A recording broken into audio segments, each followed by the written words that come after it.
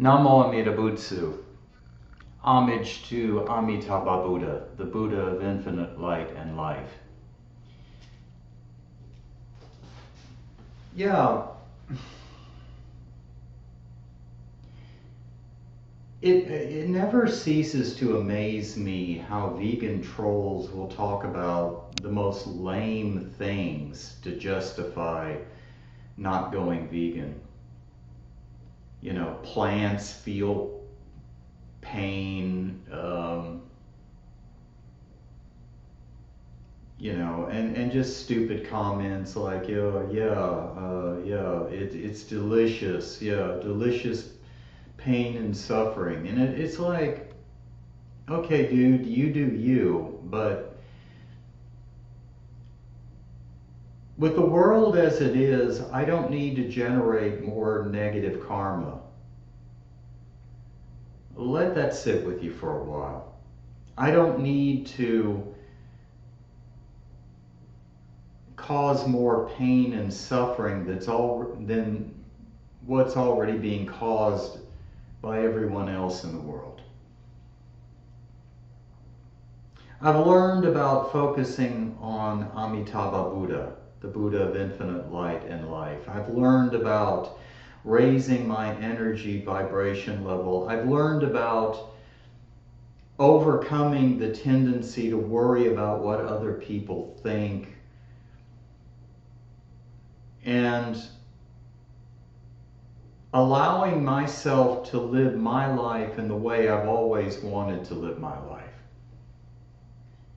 And the way I've always wanted to live my life was vegan, before that word was even known in society growing up. And they would call it strict vegetarian, but that could mean anything. That could have meant, you know, eggs, dairy. You know, back in the day, people thought being vegetarian you could actually eat fish, because fish wasn't meat. Fish is meat. But, you know, cognitive dissonance being what it is, people are going to try to justify their own ignorance. Especially people who are used to getting their own way and just living selfishly. And I encounter a lot of those people. I've worked with a lot of those people. Narcissists, assholes, people that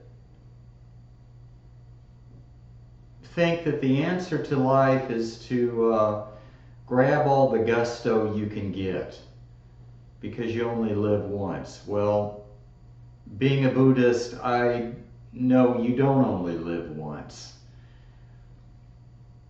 And what you do in this life is a precious gift. And what you do in this life affects the next life, and which life you are born into in your next life.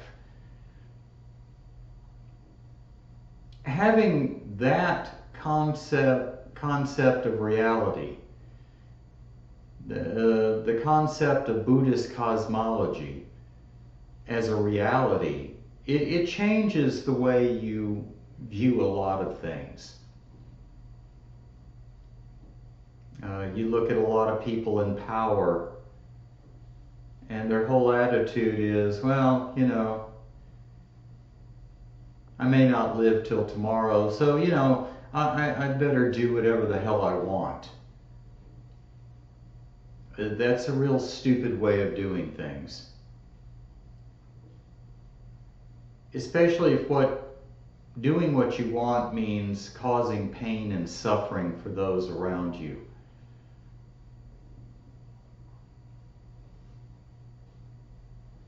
I knew a crazy old woman when I was younger, when I was Catholic. She was a good church lady, and she told me one day we were supposed to be going out, going to Mass together, doing whatever, you know, going shopping, going to lunch, whatever. She rarely ever took me out to lunch. She was a very stingy, selfish person. But I didn't think she was psychotic. But until one day, we stop in front of this residence in the old neighborhood I grew up in. And she said, okay, yeah, this woman who lives here, I wanted to give her some things, cookies or whatever, but her son is crazy and he's threatened to kill her or shoot her, stab her or shoot her. And I figured if he were to come out with a knife or gun, you'd be there to deal with him. And I didn't tell you about it because I knew you'd try to back out of it. I chewed her out so severely. And she was about to get, she was in the process of getting out of the car, and I said, get in here. I screamed it at her, and I just chewed her up one side and down the other. I should have ended the friendship and said, just take me back to my car. You're evil, you're demonic, and I don't want to have anything to do with you. But I was a people pleaser back then. I wanted to be liked, I guess, more than I wanted to be alive. And she never really had any remorse for her actions. She never was able to see how unforgivably outrageous what she did was, putting my life in danger. She showed at that moment that she was not my friend. She was a predator. She was selfish. She was all about herself. But being where I was in my spiritual growth at that time, which was a lot further than when I lived with my parents, but not nearly as far as where I am right now, I basically remained her friend for a little while longer until one day, you know, I finally had enough and I ended the friendship over the phone. And I threw that up to her, and her response was, I'm sorry, 1,000 times I'm sorry. And before she said, you know, I've already said I'm sorry. And I said, well, say it again. And she was like, I'm sorry, 1,000 times I'm sorry. But it was like no remorse was there. And there are people that have no remorse for what they do. You see this in a lot of meat trolls who take some sick psychotic pleasure in trolling people on their vegan channels in the comment sections. And it's like, you know, they don't take life seriously. They don't realize you're not going to be around forever. And for a lot of people, they don't know what's on the other side. Maybe they don't believe in anything on the other side when they die. But as you get older, if you're normal, not like certain presidents or politicians, you actually start to take it seriously and go, what's going to happen to me when I die? Where am I going to go? What am I going to do? What is my fate going to be?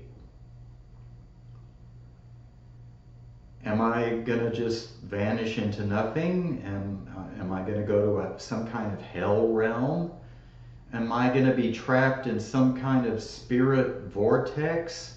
Some kind of bardo realm?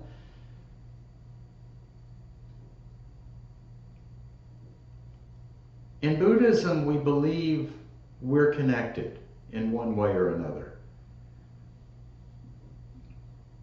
And we also believe that every being that you encounter in this life, you have encountered in previous lives in some way, shape, or form. Either they were your mother, your brother, your sister, your father, your mother, you know, your boss, your pet dog, your parakeet. In some way, shape, or form, you are connected to these people. And that's why, especially during this season of the Jodo Shinshu Buddhist season of Odan, which is a season of the reverence and offerings for the dead, it makes you think of mortality. And the Stoic philosophers used to talk about thinking about your mortality, not obsessing about it, not becoming morbid about it, but realizing you're not going to be around forever. And these people that think they can just use and fuck over anyone and anything around them, and that life is just something to make them happy. You know, eat, drink, for tomorrow we die.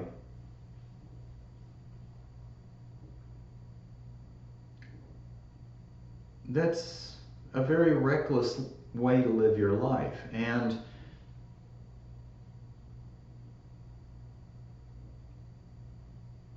when you eat meat, lives were tortured, imprisoned, and raised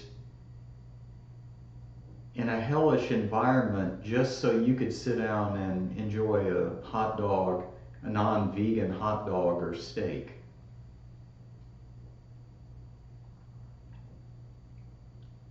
You know, it makes you think. For some people, if you have empathy, you think. And that's what I like about veganism is it's not just a plant-based diet. It's a lifestyle built on empathy toward others. It's not just what you eat, but what you wear, how you treat all living beings.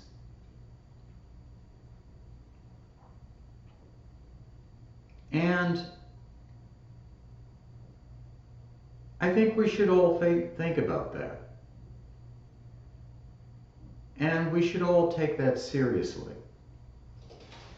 Homage to the Buddha of infinite light and life, Amitabha Buddha.